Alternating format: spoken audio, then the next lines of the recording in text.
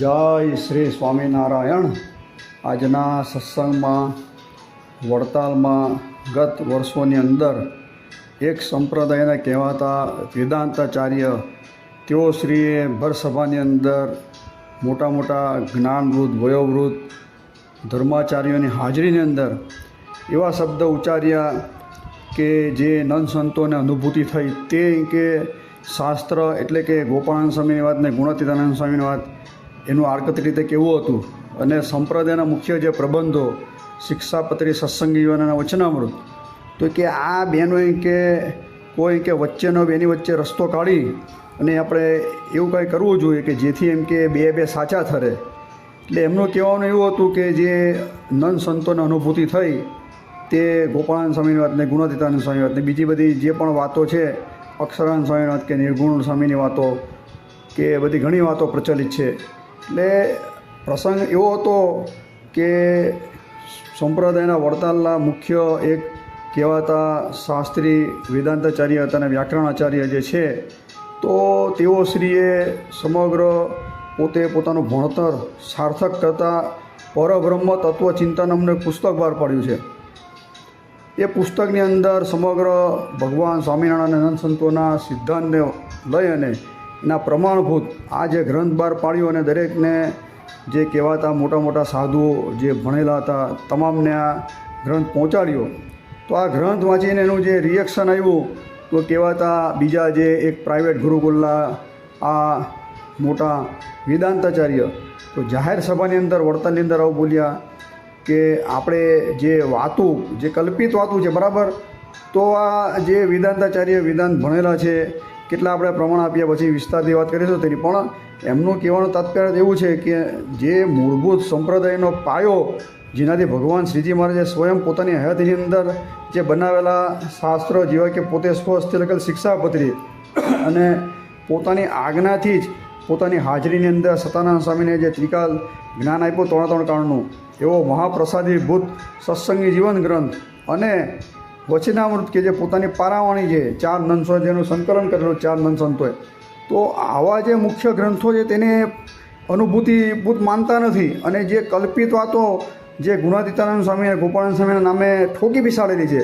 તો એને અનુભૂતિવાળી માને છે અને પાછા સાહસ તો ત્યાં એવું કરે છે કે આ બેનો કંઈ વચ્ચેનો રસ્તો કાઢી સમન્વય કરી કે આપણે સંપ્રદાયની અંદર જે આ જે બેનો વિરોધાભાસ આવે છે તે કે દૂર કરવો જોઈએ। પણ જ્યાં કોઈને દૂર લગીને કોઈ સંબંધ નથી ગોપાળાનંદ સ્વામીની વાત કે ગુણાતીતાનંદ સ્વામીની વાતને બરાબર આ તો કોઈ આસુરી તત્વોએ તેનું નામ આપીને આ ઉપજાવી કાઢીને વાતો છે। હવે જે અનુભૂતિ એટલે કે શું આપણે એની થોડી ચર્ચા કરીએ। સ્વામીજીનું કહેવાનું તાત્પર્ય એવું છે કે આ જે નંદ સંતો થઈ ગયા તે ભગવાનની હયાતીની અંદર હતા ભગવાનની સાથે બેસતા ઉઠતા કથા વાર્તા સાંભળતા હતા સમાધિ કોઈને થતી હતી કાં તો એને સમાધિ થતી હતી ભગવાનની સાક્ષાત પરાવાણી સભાની અંદર જે સાંભળતા હતા તો આ બધી જે અનુભૂતિઓ હતી તો આપણા ઘણા સંતોએ તેના ગ્રંથની અંદર લખેલી છે। તો કીર્તનિયા જે સંતો જે ખાસ કરીને મુક્તાનંદ સ્વામી બ્રહ્માનંદ સ્વામી પ્રેમાનંદ સ્વામી નિષ્કુળાનંદ સ્વામી મંજુ કેશાનંદ સ્વામી આવા બધા જે નંદ સંતો હતા તો તેણે પોતાના કીર્તનની અંદર આ બધી પોતાને જે અનુભૂતિ થઈ હતી તો એ વ્યક્ત કરેલી છે। એટલે દરેક જે કહેવાતા નંદ સંતો હતા તે શ્રીજી મહારાજની સાથે હતા દરેકને પરચા મળેલા બરાબર દરેકને અનુભૂતિ થયેલી છે તો તેણે પોતપોતાના ગ્રંથની અંદર લખેલી જ છે આ અનુભૂતિઓ। અને આપણા જે મુખ્ય પ્રબંધો ખાસ કરીને સત્સંગી જીવન ગ્રંથ જોઈએ કે જે સંપ્રદાયનો મુખ્ય પ્રબંધ છે કે ભગવાન શ્રીજી મહારાજે સ્પષ્ટ રીતે સત્સંગી જીવનની અંદર લખેલું છે 4થું પ્રકરણ અને 24મા અધ્યાયની અંદર કે કલિયુગની અંદર હરહાલ કલિયુગની અંદર સ્વામિનારાયણ સંપ્રદાય કે ઉદ્ધવ સંપ્રદાયની અંદર કોઈ કલ્યાણકારી કોઈ ગ્રંથ હોય કે જેનાથી ભવિષ્યની અંદર કોઈનું ભગવાનની હયાતીમાં ભગવાન હતા તારે આ સંકલ્પ કરે છે ગૂઢ સંકલ્પ દેવશાસ્ત્રના આચાર્યવાળો તારે ભગવાન કહે છે કે એવું એક ગ્રંથ કે રચાવી સતાનંદ સ્વામી પાસે કે જે કે પાછલા દાડે સમગ્ર સત્સંગીઓને કે અત્યંત કે ઉપયોગી થશે ને એનાથી જ દરેક જીવો જે છે તે મારા અક્ષરધામની તેને પ્રાપ્તિ થશે મારી સાનિધ્યનું સુખ મળશે। એટલે કે સત્સંગી જીવનને કલીની અંદર ઉદ્ધવ સંપ્રદાયનું એક તારણહાર એક અમોઘ જે શાસ્ત્ર શિરોમણી જે કહીએ આપણે મહાગ્રંથ મહાપ્રબંધ જેને કહીએ તો સત્સંગી જીવન ગ્રંથ છે. સ્વયં શ્રીજી મહારાજે આ ગ્રંથ પોતાની હયાતીની અંદર રચાવેલો છે. પોતે એના એક એક શ્લોક અધ્યાયો વાંચી તપાસેલા અને એના પર મોરછાપ આપેલી છે. એટલે આવા ગ્રંથ આ જે સતાનંદ સ્વામીએ સ્પષ્ટ રીતે લખેલું છે કે આ જ કલ્યાણકારી છે. તો પછી આની અંદર જે બધી વાતો સતાનંદ સ્વામીએ જોઈ અનુભવીને લખેલી છે બધી, તો એને અનુભૂતિ નહોતી. 4 નંદ સંતો શ્રીજી મહારાજની સાથે ફરતા હતા, તો તેઓ સભાની અંદર ભગવાન જે વાતો કરતા હતા તેનો સંગ્રહ કરી અને જે વચનરૂપી અમૃત એટલે કે મહાઅમૃત રૂપી શ્રીજી મહારાજના વચન, જેને વચનામૃત આપણે કહીએ છીએ, હજારો વચનામૃત છે, બરાબર, એક બી વચનામૃત નથી. હવે અમુક માણસો વચનામૃતની અંદર બી કહે કે ભાઈ આટલા વચનામૃતની સંખ્યા કેમ આટલી, વચનામૃત તો અસંખ્ય હતા, પણ એનું સંકલન ભગવાનની આજ્ઞાથી 76ની સાલથી થયું હતું, સંવત 1876થી, બરાબર. તો 10 વર્ષ લગીને એનું સંકલન થયું. શ્રીજી મહારાજ ધામમાં ગયા 86ની અંદર, તો 10 વર્ષના ગાળા લગીની અંદર એનું સંકલન 4 નંદ સંતોએ કર્યું. તો એના એક બે નહીં પણ હજારો ખરડા હતા. એમાંથી પુનરપી દોષ આદિ દોષ ન આવે, બરાબર. અને બીજા ગ્રંથની અંદર કાંઈ લેવાયું હોય સત્સંગી જીવન કે શિક્ષાપત્રી ભાષી આદિની અંદર, તો એટલો ભાગ કાઢી અને શ્રીજી મહારાજે જીવોના કલ્યાણ માટે પોતે પ્રાકૃત ભાષાની અંદર શુદ્ધ, આપણે કહીએ તો શુદ્ધ ગુજરાતીની અંદર જે 262 વચનામૃત જે છે તે 4 નંદ સંતોએ જે સંકલન કરેલા છે, તો એ સંતોને અનુભૂતિ ન થઈ હતી, બરાબર. તેમાં ખાસ કરીને પરથરાની આપણે વાત કરીએ એટલે આ ગ્રંથનો પરિચય ક્યાં આપ્યો ને શ્રીજી મહારાજ તો ભગવાન સાક્ષાત અક્ષરધામાધિપતિ હતા, એટલે એને તો અનુભૂતિની વાત જ ક્યાં આવે છે, કારણ કે જાતે જ સ્વયં પુરુષોત્તમ હોય તો એ જે વાક્ય લખી એટલે ભગવાને શિક્ષાપત્રીને લખી કે આ જે શિક્ષાપત્રી છે મારી વાણી અમારું સ્વરૂપ છે, એમ કે જેમ તમે ભગવાનની મૂર્તિને માનો છો સાક્ષાત, કે જેમ અત્યારે હું પ્રત્યક્ષ છું તેમ જેમ મને માનો છો તમે મારી આજ્ઞા, તેમ હવે શિક્ષાપત્રી પ્રમાણે તમે વર્તજો. એમ કે એ તો બહુ ચર્ચા કરી આપણે, એટલે એમાં બહુ લાંબુ ઊંડું ઉતરવાનું થતું નથી.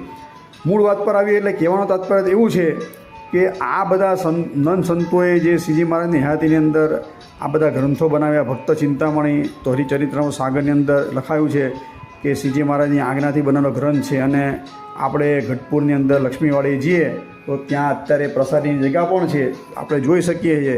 એ સ્થાનક ઉપર ભક્ત ચિંતામણી ગ્રંથની રચના કરી હતી નિષ્કુળાનંદ સ્વામી, અને શ્રીજી મહારાજે એ ગ્રંથ જોયો છે, તપાસ્યો છે, એને પર મોરછાપ આપી છે. તો આવા મહાપ્રસાદી ભૂત જે શિક્ષાપત્રી, બરાબર, સત્સંગી જીવન, વચનામૃત, ભક્ત ચિંતામણીને શ્રી હરિદિગ્વિજય, તો હરિદિગ્વિજય ગ્રંથ પણ શ્રીજી મહારાજની હયાતીની અંદર બનેલો છે. અંતિમ અધ્યાયની અંદર સ્પષ્ટ રીતે નિત્યાનંદ સ્વામી કહે છે આ ગ્રંથ ભગવાન શ્રીજી મહારાજને સમર્પિત કર્યો. તો ભગવાન શ્રીજી મહારાજે પોતાનો રાજીપો વ્યક્ત કરતા નિત્યાનંદ સ્વામીને પોતાની 2 ચરણ પાદુકા એટલે કે પોતાની ચાખડી હતી તે આપી. એમાં એક ચાખડી હતી તેને પૂજા કરવા માટે આપી નિત્યાનંદ સ્વામીને, એક હતી તે પહેરવા માટે આપી. પણ નિષ્કુળાનંદ સ્વામીએ પોતાના ઈષ્ટદેવ જે હતા તેનો મહિમા જાળવવા માટે બે જે ચાખડીઓની જોડ હતી તેની પોતે નિત્ય પૂજા જ કરતા હતા. હાલમાં વડતાલની અંદર આપણે નિત્યાનંદ સ્વામીનું આસન છે, ત્યાં પ્રસાદીના ચાખડીના દર્શન થાય છે. એટલે કે આ હરિદિગ્વિજય ગ્રંથ પણ મહાપ્રસાદીનો છે, દેશ વિભાગનો લેખ. આ બધા ગ્રંથોની અંદર જે નંદ સંતોએ લખેલું છે, પોતાને અનુભૂતિ થઈ તે લખેલું છે. અને કીર્તનની અંદર બી મેં તમને કીધું કે બ્રહ્માનંદ સ્વામી, મુક્તાનંદ સ્વામી, પ્રેમાનંદ સ્વામી, નિષ્કુળાનંદ સ્વામી, મંજુ કેશાનંદ સ્વામી, જેટલા બધા નંદ સંતો થઈ ગયા ગવૈયા, જે બધા ગવૈયા સંતો, એણે જે પોતપોતાને અનુભૂતિ થઈ તેને કાવ્યની અંદર રજૂ કરેલી જ છે. તો પછી આ બધાને કેમ તમે અવગણીને એમ કહો છો જે કલ્પિત વાતોની વાત, જે ગુણાતીતાનંદ સ્વામીની તમે વાત કરો છો કે ગોપાળાનંદ સ્વામીની તમે વાત કરો છો, તો એ ગુણાતીતાનંદ સ્વામીની વાત તો ગુણાતીતાનંદ સ્વામી ધામમાં ગયા પછી 25 વર્ષ પછી એ વાતનું વહેલી વાર પ્રકાશન થયું. તેમાં પણ સંકલન કરતાં અનેકના નામ આપવામાં આવ્યા છે. જાગા ભગત ને પ્રાગા ભગતનું નામ મળાવેલું છે, તો કોઈ જગ્યાએ બાલમુકુંદ શાસ્ત્રીનું નામ મળાવેલું છે, તો કોઈ જગ્યાએ બીજી બાજુ કોઈ એમ કહે છે કે ફલાણા કે બ્રહ્મચારી અહીં કે આનો સંગ્રહ કરેલો છે, તો કોઈ તો એટલે આ બધું કરીને હમણાં શુદ્ધિકરણ કરીને છેલ્લે કૃષ્ણ વલ્ભાચાર્યએ એ ગુણાતીતાનંદ સ્વામીની વાત જે છે તે હિન્દી અને સંસ્કૃતની અંદર પ્રકાશિત કરી. અને હિન્દી અને સંસ્કૃતવાળી વાત છે તે બેઠી ગુજરાતી કરી અને અત્યારે સંપ્રદાયની અંદર પોતાને ઠીક લાગે એમ મૂળ જે વડતાલ ગાદી, અમદાવાદ ગાદીની અંદર આ બધી વાતો વેચાય છે અને છાપીને ઠોઠા એક ઘર લગીને પહોંચાડી અને દરેકને એવા આગ્રહ કરવામાં આવે છે કે આ જ સાચી વસ્તુ છે અને આ જ અનુભૂતિવાળી વાત છે કે ગુણાતીતાનંદ સ્વામીની. જો ખરેખર ગુણાતીતાનંદ સ્વામીની વાત સાચી હોતે તો એનું સંકલન કરતાં પણ એક હોતે વ્યવસ્થિત. એના પ્રકરણ જોઈએ તો પહેલાં 3 પ્રકરણવાળી, પછી 5 પ્રકરણવાળી, પછી 7 પ્રકરણવાળી, પછી 12 વાળી, 15 ને અત્યારે 25 પ્રકરણની વાતો બહાર પડે છે. અને દરેક તમે સંસ્થામાંથી, પ્રાઇવેટ સંસ્થાઓ મોટે ભાગે આ બધી વાતો છાપે છે, બરાબર. પોતે ગુણાતીતાનંદ સ્વામીના કે અમે સીધી લીટીના વારસદાર છે, પણ ગુણાતીતાનંદ સ્વામીનું એક પણ અંશ એ લોકોની અંદર આવતું નથી. ગુણાતીતાનંદ સ્વામીએ 35 વર્ષ લગી રાધારમણ દેવની સેવા કરી છે અને હરિમંદિરો બનાવીને રાધારમણ દેવને તાબે કરેલા છે. પણ આ કહેવાતા ગુણાતીતાનંદ સ્વામીને નામે જે આસુરી વૃત્તિવાળા ફક્ત ને ફક્ત મુમુક્ષુનું જે ધન હરવું છે, પોતાના કરોડો ને અબજો રૂપિયાના પ્રાઇવેટ મંદિરોને ગુરુકુલો રાખી અને લોકોને ઉઠા ભણાવે કે અમે સીધી લીધેના કે આ ગુણાતીતાનંદ સ્વામીના વારસદાર છે. તો આવી બધી જે અલગ અલગ સંસ્થાઓમાંથી વાતો બહાર પડી છે ગુણાતીતાનંદ સ્વામીની, કોઈની અંદર સામ્યતા સરખું જોવા નહીં મળતું, ઉલટ પુલટ જોવા મળે છે, બરાબર. પ્રકરણોમાં ફરક છે, એ પ્રકરણની અંદર નંબર, વાતોની અંદર ફરક છે, એવું તો આપણે ઘણીવાર મૂક્યું છે. એટલે આ બધી જે કલ્પિત વાતો જે છે, જે મૂળ આપણા શ્રીજી મહારાજની હયાતીમાં બનેલા જે શાસ્ત્ર, શિક્ષાપત્રી, સત્સંગી જીવન, વચનામૃત આદિથી મોટો વિરોધાભાસ દર્શાવે છે. તો આ કહેવાતા પંડિત મન્યમાન જે આ વેદાંતાચાર્ય જે એની પદવી લઈને ફરે છે, બરાબર. મને તો લાગે આ પદવી બી મને લાગે કે ભણ્યા છે કે પછી ઉપાધિથી આ પદવી લીધી છે, એ તો ભગવાન સ્વામિનારાયણ જાણે, અંતર્યામી જાણે. બાકી આવું જ્ઞાન હોય તો આવી વાત જાહેરની અંદર કરવાનો સાહસ જ ન કરે. હવે મૂળ વાત પર આપણે આવીએ તો ભગવાન સ્વામિનારાયણ, બરાબર, સમાધિ પ્રકરણ ચલાવેલું હતું. તો એ સમાધિ પ્રકરણની વાત ફક્ત ને ફક્ત સત્સંગી જીવનની અંદર નથી, પણ વચનામૃત પરથારો આપણે જોઈએ તો એના સંગ્રહ કરતાં જે 4 નંદ સંત ગુરુ હતા, એ મહામુનિઓમાં મુખ્યત્વે મુક્તાનંદ સ્વામી, ગોપાળાનંદ સ્વામી, નિત્યાનંદ સ્વામી અને સુખમુનિ, સુકાનંદ સ્વામીનો અવતાર, બરાબર. તો આ 4 જણાએ જે એનું સંકલન કરેલું છે, તો સમાધિ પ્રકરણની અંદર સ્પષ્ટ રીતે જે શ્રીજી મહારાજે જે સંતો હતા, તો ભગવાનની સાથે ને સાથે વિચરણ કરતા હતા. તો જેટલાને શ્રીજી મહારાજે સમાધિ કરાવીને સમાધિની અંદર જે મુમુક્ષુ હતા, કે ભક્તો હતા, કે હું કોઈ પણ જોઈએ તો દરેકને સમાધિ થઈ, તો એની અંદર એણે જે પોતાનો અનુભવ થયો, તે અનુભવ જે કહ્યો, તે નંદ સંતોએ આ વચનામૃત પરથારાની અંદર લખેલો છે.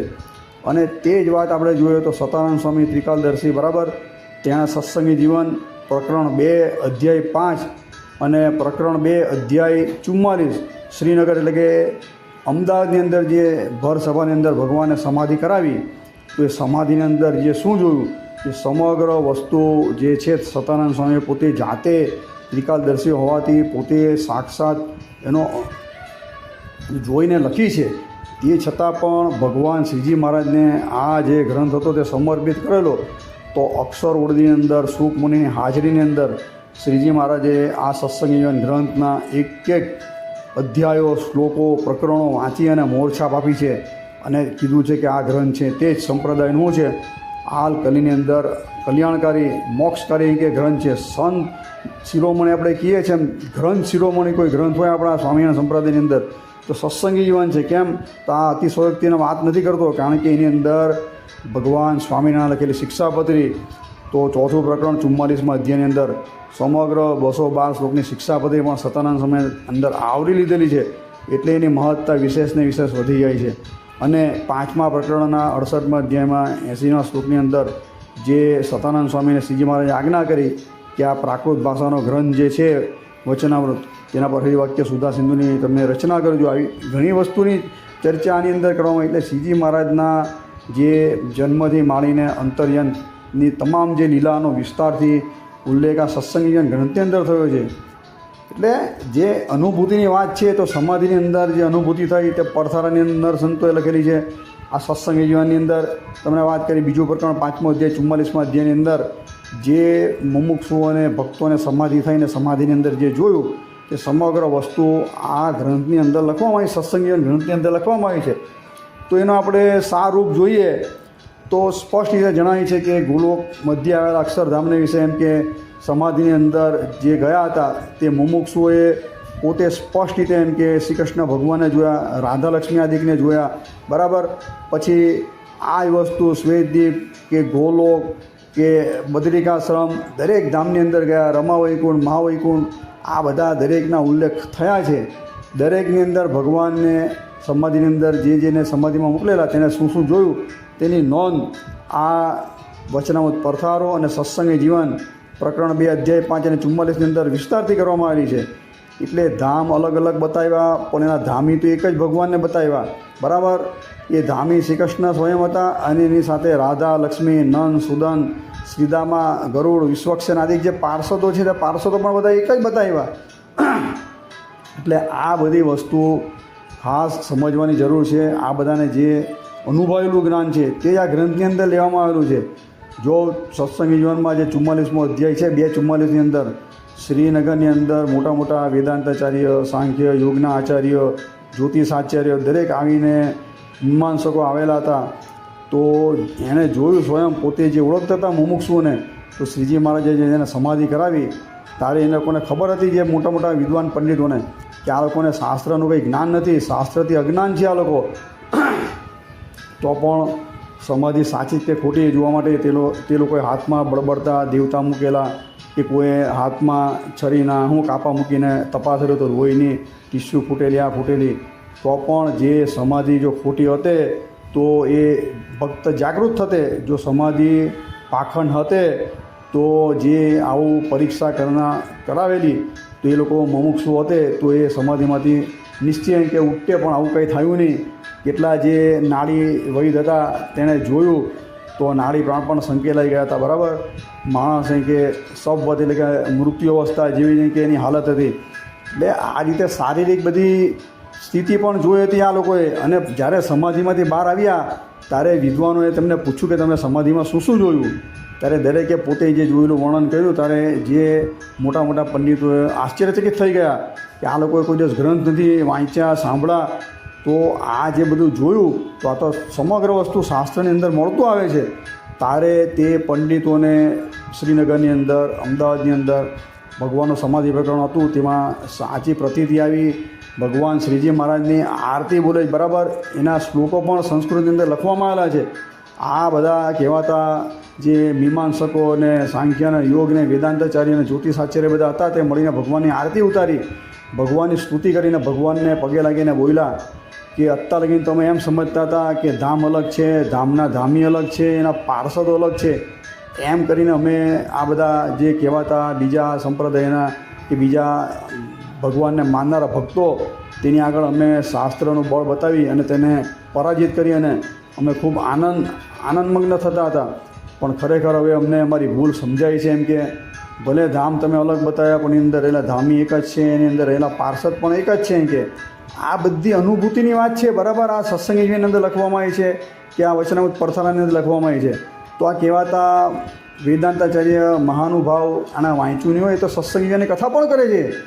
એટલે બહુ હાસ્યાસ્પદ વાત છે અને બહુ આશ્ચર્યચકિત વાત છે કે આ બધી વાતને ઠીકડા મારીને ફક્ત ને ફક્ત પોતાની અંદર રહેલો પોતાનો જે બંધ બગડો, પોતાની જે મેલી મુરાદ, તેને ધ્યાનમાં લઈને આપણા જે મુખ્ય સંપ્રદાયના ગ્રંથો તેને ગૌણ કરી અને આવી કલ્પિત વાતોને સંપ્રદાયની અંદર એને પ્રાધાન્ય પણ, એટલે કે મુખ્ય ગ્રંથની સાથે બરોબરે પણ એને સરખું ગૌરવ મળે એવી રજૂઆત કરી હતી.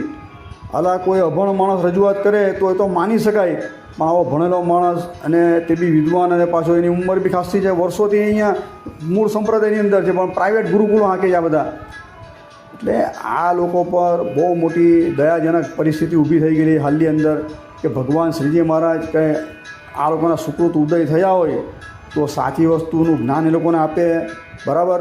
કારણ કે આટલા વર્ષોથી એ લોકો સંપ્રદાયની અંદર રહ્યા છે, તો પણ સંપ્રદાયનું જે મૂળ જે સાહિત્ય તેનો પ્રચાર પ્રસાર કરતા નથી. એનું જે રહસ્ય તો કેવી રીતે સમજી શકે આ લોકો?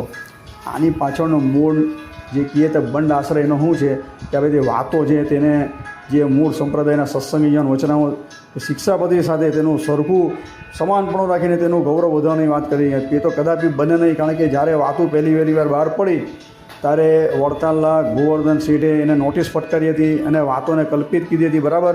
કે કોઈ ગુણાતીતાનંદ સ્વામીના નામે કે કોઈ કે ઠોકી બિહાડેલી વાત છે. આ વાતને ક્યારેય માન્ય ન રખાય.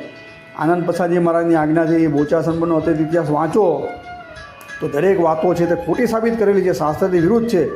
અને જે વાતો ગોપાળાનંદ સ્વામીની આ લોકો બહાર પાડે ત્યાં વેદાંતાચાર્ય જે છે, તો એની અંદર વાતોની અંદર સ્પષ્ટ રીતે લખેલું ગોપાળાનંદ સ્વામીની વાતની અંદર કે જે વ્યાસ સૂત્ર છે તેની અંદર એવું લખેલું છે કે ભગવાનના જે અવતારો હોય છે તે કે અવતારો છે તે ધામને કે પામે છે એમ કે, અને એની દરેક અવતારો શ્રીજી મહારાજ ફેરી કે પાછા આવ્યા અને પોતાની કસર ટાળવા માટે એમ કે આ ધરા ઉપર પ્રગટ થયા. આવી બધી વાત જે લખવામાં આવી છે બરાબર ગોપાળાનંદ સ્વામીની વાતની અંદર, એ બી ખાસ કરીને અત્યારે તો આ બધા પોતપોતાની હિસાબે વાતો બધી ફેરવી નાખી છે, પણ વ્યાસસૂત્ર નામે આ વાત બેસાડી તો આ ભાઈ કહેવાતા જે વેદાંતાચાર્ય, તો આવા પ્રાઇવેટ ગુરુકુળ હાંકનારા એને ખબર ન હોય, એણે એ ભણ્યા નથી આ વસ્તુ. અમે ઘણીવાર એને કીધું છે, મોકલું બી છું, પણ એનો કોઈ પ્રત્યુત્તર આપતા નથી. એટલે વ્યાસ સૂત્રની અંદર જોઈએ તો 4 સૂત્રો છે ને એક સૂત્રની અંદર 4 પાદ છે, તો આવા 16 પાદની અંદર કોઈ પણ જગ્યાએ આવી કોઈ વાત લખવામાં આવી જ નથી. અને ખાસ કરીને જોઈએ તો ગોપાળાનંદ સ્વામીએ આના ઉપર ટીકાભાષ્યની રચના કરેલી છે વ્યાસ સૂત્ર ઉપર, તો એની અંદર પણ આવી કોઈ વસ્તુ દેખાતી નથી. અમે ઘણીવાર ચેલેન્જ કરી છે કે આ વાતો તમે સાચી કહો છો, તો પછી ગોપાળાનંદ સ્વામીના જે કહેવાતા જે શાસ્ત્ર ગ્રંથો, ગોપાળાનંદ સ્વામી શ્રીજી મહારાજની સાથે ફરનારા હતા, બરાબર યોગીવર્ય હતા, અને ગોપાળાનંદ સ્વામીના ઈશ્વરીય પરિચયથી તો કોઈ હું સમગ્ર વાકેફ હશે, કોઈ અજાણતો છે જ નહીં, બરાબર. મહાયોગીરાજ જે ગોપાળાનંદ સ્વામી તો ભગવાનની સાથે રહેનારા હતા, બરાબર. ને સંતોમાં પણ પોતે સંસ્કૃત ભાષા સમગ્ર આપણે જોઈએ સ્વામિનારાયણ સંપ્રદાયના નંદ સંતોની અંદર તો ગોપાળાનંદ સ્વામીના સંસ્કૃત જે પ્રબંધો છે તે સૌથી વધારે છે. તો આવા મોટા જે કહેવાતા યોગીવર્ય, એને શ્રીજી મહારાજે જે જ્ઞાન આપેલું, પોતે યોગીવર્ય હોવાથી એ પણ સાક્ષાત બધું જોતા હતા, તો એણે પોતે જે કરેલા ગ્રંથો એ ખાસ મૂકવા, એને પ્રાધાન્ય આપવું કે એના નામે ઉપજાઈ કરેલી જે વાતો ગોપાળાનંદ સ્વામીની, એને અનુભૂતિ કરીને આ જે ઠોકરાઓની વાત કરે છે આ બધા જે કહેવાતા આસુરી બુદ્ધિવાળા જે સાધુઓ, એટલે બહુ આ વિચાર માગી રહે છે. કારણ કે ગોપાળાનંદ સ્વામીએ વ્યાસ સૂત્ર ઉપર ટીકા કરેલી છે, બરાબર, ગીતા ઉપર ટીકા કરેલી છે, 10 ઉપનિષદ ઉપર ટીકા કરેલી છે, અને ભાગવતમાં આપણે જોઈએ તો 10મ સ્કંદ, 11 સ્કંદ, 2જો સ્કંદ અને જે 87મો અધ્યાય છે વેદ શ્રુતિ, એની પાછળ વાદ ગ્રંથિ પણ રચના કરેલી છે ગોપાળાનંદ સ્વામી. એટલે ગોપાળાનંદ સ્વામીએ તો પ્રસ્થાન ચતુષ્ટય અને વાદ ગ્રંથિ રચના કરી. આવા ગોપાળાનંદ સ્વામી પોતાનો જે અનુભવ થયો, અનુભૂતિ થઈ, તે પોતાના ગ્રંથની અંદર લખેલી જ છે. પણ આપણે ગોપાળાનંદ સ્વામીની વાતો જોઈએ તો આનાથી તદ્દન ઉલટી વાત રજૂ કરવામાં આવેલી છે. કોઈ ગુરુજીએ તો એવા ફાંકા માર્યા જ નહીં, એના કહેવાતા જે અજ્ઞાની, બરાબર, જે અત્યારે પોતાને ભ્રમરૂપ માનીને ગુરુજી તે મને તો છૂટા પડી ગયા છે અને રજળથી બલા થઈ ગયા, આમથી આમ ભટકે છે. તો એ ભટક બલા જે છે, બરાબર, એમ કે હાલી મવાલી વાત નથી લખી આવી રહ્યા, તો એમ કે આ તો ગુરુજીને જે ચમચા, બરાબર, આ બધા જે કહેવાતા ભ્રમરૂપ પોતાને માનનારા, બ્રહ્મનો પ્રકાશ અંદર છે જ નહીં જરીક બી, ને એવા સાર્થક નામ કરીને જે સંપ્રદાયની અંદર કલહ કરનારા એમ કે ગુરુજીને કે હા ગુરુજી એમ કે આ વાતો તો સાચી છે, ને હું તો દરેક એમ કે હું લાઇબ્રેરીમાં ફરેલો છું ને એમ કે નંદ સંતોના હસ્તલિખિતની છે, નામને ફલાણું ઢીકણું. અને હાસ્યાસ્પદ વાત તો ત્યાં છે, નામ મળાવે છે કે ચૈતન્યાનંદ સ્વામી, બરાબર, તો ચૈતન્યાનંદ સ્વામી એમ કે એના કે હસ્તલિખિતના ખરડા છે અને એવા ફોટોકોપી બી મૂકે છે એ લોકો, એના પોતાના પ્રાઇવેટ મંદિરમાંથી પ્રકાશિત થયેલી વાતો. અને એ જ કહેવાતા જે આ હાલી મવાલી, બરાબર, એમ શબ્દ જે વાપરે જાય એની સાધુતા આના પરથી ખબર પડી જાય છે. તો આવા જે બકોર પટેલ જેવા, બકરી જેવા સાધુ, આવા બધા, કારણ કે આ લોકોનું બંડ છે જે ભરાતું નહીં. જેમ બકરી છે, તમે તેને ગમે તેટલું આપો ખાવાનું, બકરીનું પેટ નહીં ભરાય, તેમ આ લોકોને ગમે તેટલું બંડ વાત આ લોકોને પચતી જ નથી, હજમ થતી જ નથી. જેટલી આપો એટલી નવી કાંઈ ને કાંઈ વાતો ને કટાકડા ને એવા ગ્રંથો બહાર પાડી અને સત્સંગ સમાજને ભ્રમિત કર્યા કરે છે. હવે આ જ વસ્તુ એ લોકોએ અચિંત્યાનંદ સ્વામીનું જીવન કવન એ સંસ્થામાંથી બહાર પડ્યું છે. તો એની અંદર જે સ્તુતિ પ્રકરણ છે, તો એ ગોપાળાનંદ સ્વામીની વાતના એની અંદર સંગ્રહ કરતાં કોઈ બ્રહ્મચારીને અડાવી દીધેલા છે. એટલે એક બાજુ એમ કહે છે કે હા ગુરુજી એમ કે આ અચિંત્યાનંદ બ્રહ્મચારીના ખડદા છે, પાછા એને તો દત્તાત્રેય ભગવાનનો અવતાર બતાવે છે. અલા ભલા માણસ, દત્તાત્રેય ભગવાન કોણ છે અને આ તમે ચૈતન્યાનંદ સ્વામી કેવો કોણ છે? જીવને શિવ એક થાય ખરા ભાઈ? આ પરબ્રહ્મ અને એનું બેનું આત્માનું સ્વરૂપ હું તો બતાવો તો ખરા, કોઈ વાર જાયની અંદર આવો તો ખરા, તો આપણે બહેને શાસ્ત્રાર્થ કરીએ તો ખબર પડે કે ભાઈ કોણ અવતાર હતા ને તમે કોનો અવતાર છો, અને તમારા ગુરુજી કોનો અવતાર છે એ બી કહી દો ને. જાયની અંદર બણગા ફૂટો છે આટલા બધા લેવા દેવા ગણના, બરાબર. તમારા પરચા પણ અમારી પાસે છે જ બધા કે તમે શું લીલા કરીને શું નથી લીલા કરી. અને આ જે કહેવાતા ગુરુજીઓના પાછા આમાંથી જે બધી વાર પડે જ કે ગુણાતીતાનંદ સ્વામીની વાત ને આ વાત, તો એ કે આ બ્રહ્મચારી મારા અચિંત્યાનંદ બ્રહ્મચારી એ કે સંગ્રહિત કરેલી છે કે સંશોધિત કરેલી છે, ને કોઈ બીજા બાલ બ્રહ્મચારીનું બી નામ મળે છે. એટલે આવા બધા ગડબડ ગોટાળાવાળા એ લોકોને જ ખબર નથી કે વાતો કોણ સંગ્રહિત કરીને શું ખબર પડે. એ લોકોને એમ કે પબ્લિક તો મૂર્ખી જ છે ને, કોઈને ખબર જ નથી પડતી ને કાંઈ. એટલે આ બધા એક જ સંસ્થામાંથી આવા વિરોધાભાસ દર્શાવે છે આ બધી વાતો, એને કેવી રીતે સાચી માની શકાય. એટલે આપણા નંદ સંતોએ જે વસ્તુ લખી છે, નિત્યાનંદ સ્વામીનો હરિદિગ્વિજય વાંચો તો પહેલો બીજો ઉલ્લાસ વાંચો, બરાબર. અને ખાસ કરીને જે વટપટન બરોડાની સભાની અંદર મુક્તાનંદ સ્વામીએ જે પોતે વિજય થયો એની અંદર, તો 42મા ઉલ્લાસની અંદર જે દેવકીનંદન શ્રી કૃષ્ણ અને એ શ્રીજી મહારાજ છે બેની એકતા બતાવી છે. એકતાની અંદર ભગવાનના ચરણતલની અંદર 16 ચિહ્ન છે. તે જેમ કે જે ભાગવતની અંદર એનો હું ઉલ્લેખ કરેલો છે, એવા શ્રી કૃષ્ણ ભગવાનના ચરણતલની અંદર 16 ચિહ્ન છે. તે જેમ કે અમારા હિસ્ટરીની અંદર છે. એમ કરીને કેટલા પ્રમાણ આપીને એકતા બતાવી છે. અને પહેલો બીજો ઉલ્લાસ વાંચો તેની અંદર બી આ જ વાત કરેલી છે. છેક શ્રીમદ ભાગવતના છેડા લાવીને જે 3જો સ્કંદ 4થો અધ્યાય શ્રી કૃષ્ણ ભગવાનની અંતર્ધ્યાન લીલાથી ઉદ્ધવજીને જે પોતાનું આચાર્યપદ આપ્યું હતું, ત્યાંથી નિત્યાનંદ સ્વામીએ શરૂઆત કરી અને છેક ઉદ્ધવ સંપ્રદાયની સ્થાપના થઈ. ત્યાં લગીને છેડા બદ્રિકાશ્રમની અંદર બી એ ભગવાન શ્રી કૃષ્ણ નાના અંતર્ધ્યાન થયા અને શ્રીજી મહારાજનો પ્રાદુર્ભાવ બી, એની વચ્ચે કેટલા આચાર્ય આવ્યા ને કોને જ્ઞાન આપ્યું, સમગ્ર વસ્તુ આની અંદર હરિદિગ્વિજય પહેલાં બીજા ઉલ્લાસની અંદર લખેલી છે. તો આ એને અનુભૂતિ નહોતી નિત્યાનંદ સ્વામીને, અને અનુભૂતિ હતી તેણે એ લખ્યું કે ભાઈ દેવકીનંદન શ્રી કૃષ્ણનો બીજો અવતાર શ્રીજી મહારાજ છે. અને ગોપાળાનંદ સ્વામીને અનુભૂતિ થઈ હતી, તેણે ભગવદ્ ગીતાની અંદર પાને લખ્યું કે ભાઈ અક્ષરધામ તો શ્રી કૃષ્ણ ભગવાનનું છે, અને અક્ષરધામની અંદર રાધા છે, લક્ષ્મી છે, ગોપીઓ છે, નંદ છે, સુદન છે, ગોપેશ ધારણ કરીને ફરે છે. આ બધા પ્રમાણ મેં આપેલા જ છે. કોઈને જોઈતા હોય તો મને કહેજો. દેવકીનંદન શ્રી કૃષ્ણને હું ગોપાળાનંદ સ્વામીએ સર્વોપરી સર્વ અવતારી તરીકે લખેલા ગીતાની અંદર, તદુપરાંત પોતે ભાગવત 10મ સ્કંદ 50મો અધ્યાય 10મો શ્લોક 10, 50, 10 અનન્યોપી ધર્મ રક્ષા, તે શ્લોકની ટીકાની અંદર સ્પષ્ટ રીતે ગોપાળાનંદ સ્વામી એવું કહે છે, બરાબર. અને એકાદશ સ્કંદનું બી પ્રમાણ આપતા કહે છે કે દેવકીનંદન શ્રી કૃષ્ણનો બીજો અવતાર શ્રીજી મહારાજ છે એમ કે. ને આ જ ભગવત પ્રસાદજી મહારાજ ભક્તરંજનની ટીકાની અંદર પણ કહે છે, આ બોચાસણ પરનો અતેત ઇતિહાસ વાંચો. આ બધી વસ્તુ વાંચો તો સાચી વસ્તુ ખબર પડે કે ગોપાળાનંદ સ્વામી છે. ગોપાળાનંદ સ્વામી બી કીધું કે ભાઈ દેવકીનંદન શ્રી કૃષ્ણનો બીજો અવતાર ભગવાન સ્વામિનારાયણ છે. આ બધા પ્રમાણ જો, બરાબર, કંઈ અલગ નથી.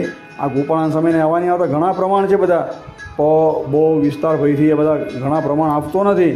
ને ભક્ત ચિંતામણી છે તેની અંદર નિષ્કુળાનંદ સ્વામીએ જે સમાધિ પ્રકરણ ચલવું છે કે જે પરચા પ્રકરણ છે એ બી વાંચો. બધા પરચા સાચા છે અને અનુભૂતિ જે થઈ છે.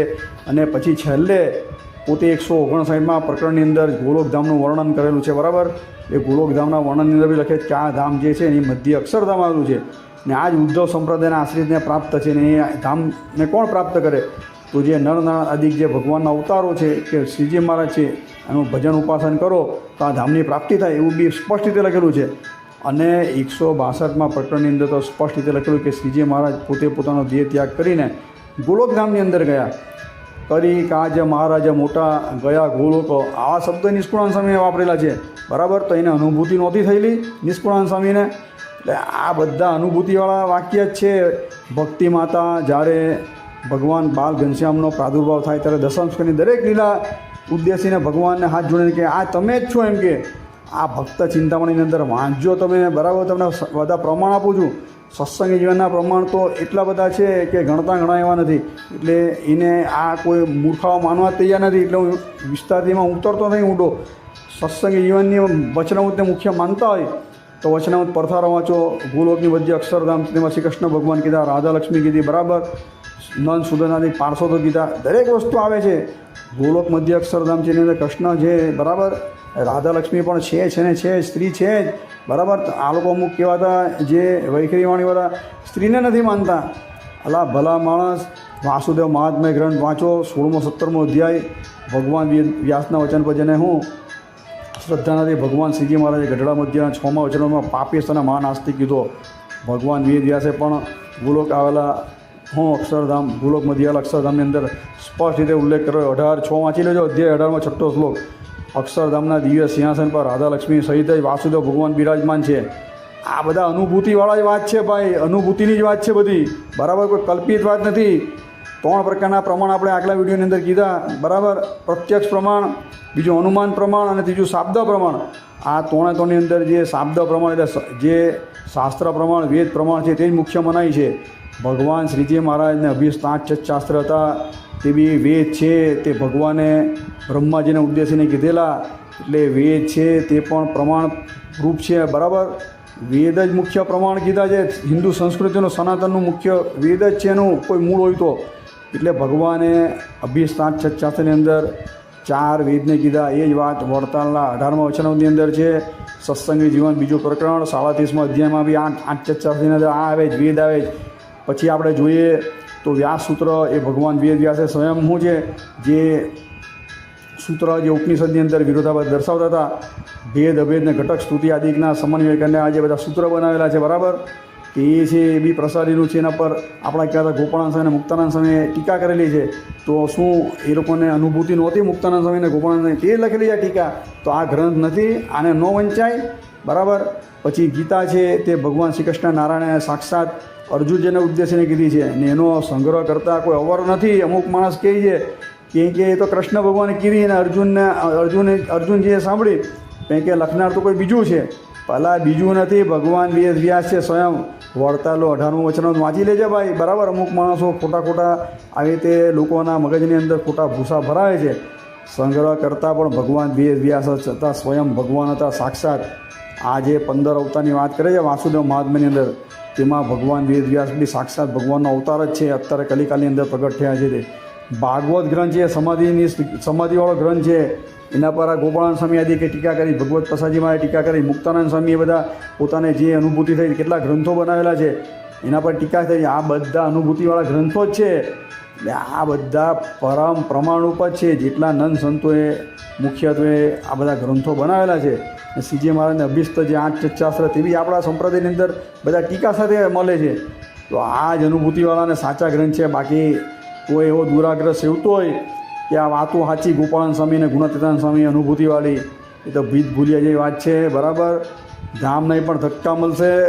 આવી વાતોથી અધોગતિ થાય છે, એ નિર્વિવાદ બાબત છે. તમે વિમુખ સંસ્થાના બધા કહેવાતા જે બધા અમુક હવે નામ દઈને બહુ વિવાદ નથી કરવો, તે જે બધા મણિનગરના સાધુઓ ભૂત પ્રેતાદિક થઈને ફર્યા છે, તો એ લોકોની વાત સાંભળો. બરાબર, આ પ્રાઇવેટ ગુરુકુલને મંદિર પહેલાં દેવને તાબે કરો. મુક્ત જીવનદાસજી જે કહી ગયા તે બધી વાત સત્ય જ છે કે જે લક્ષ્મીનારાયણ દેવને નંદનારાયણ દેવને તાબે નથી કરતા, તો મારા જેવી આ બધી અધોગતિ થાય છે. ને કોઈ એમ કહેતું હોય કે આ બધી વાત ગપ્પા છે. બરાબર, અમુક માણસ કે આ બધી કપોળકલ્પિત વાત હોય, ઉપજાઈ કરેલી વાત છે. કે પ્રથમનું 18મું વચન વાંચી લેજો. ભગવાને કીધું જ કે ભાઈ ભગવાનની ભજન ભક્તિ આદિ કરી હશે તો એનું ફળ તો રજડતા મળશે કોઈ કાળે. ભૂત પ્રેતાદિકની યોની આવશે એવા શબ્દો આપણે પંચ વિષયની અંદર. જો તમને કે હું સાર અસારનો ભેદ નહીં હોય તો એ ભૂત પ્રેતાદિક થવાય છે, ભગવાનના ભક્ત બી થાય છે. આ પ્રથમનું 18મું વચન ખાસ વાંચજો. ને ગુરુજીઓ ખાસ વાંચે, ચેલકાઓ અને ગુરુજીઓ આ વાંચજો. બરાબર, પ્રથમનું 18મું ભૂત યોની બી આવે જ છે, સ્પેશિયલ ભક્તો માટે જ બનાવેલી છે. અને આરીલામુતાની અંદર પેલા સ્વામીની વાત છે ને કે બધા મહંતોને બધા હતા તે જ બધા ભૂત પ્રેતાદિકની યોની બનેલા હતા. એ તો કોઈ વાર આખું આખ્યાન આપણે લેવું જ છે એવું. એટલે એવી હવા મારવાની બંધ કરી દેજો. બરાબર, ને આ જે વાતું છે તે તો ઘરમાં પણ ન રખાય. ભગવાનના ધામ, ભગવાનના અવતારોનું ખંડન કરે. ગોપાળાનંદ સ્વામીની વાતની અંદર તો રામકૃષ્ણજી અવતારને શ્રીજી મહારાજના ભક્ત બતાવેલા, ચાકર બતાવેલા છે. ગુણાતીતાનંદ સ્વામીની વાતની અંદર તો આ બધું કેવી રીતે માની શકીએ? ગોપાળાનંદ સ્વામીની જે પેલા ગ્રંથો એનાની તદ્દન વિરોધાભાસ દર્શાવતી બધી વાતો છે. આ કંઈ ગોપાળાનંદ સ્વામીની અનુભૂતિવાળી વાત નથી. આ તો કોઈ ગોપાળાનંદ સ્વામીના નામે કોઈ આસુરી તત્વ ઉપજાઈ કરેલી વાત છે.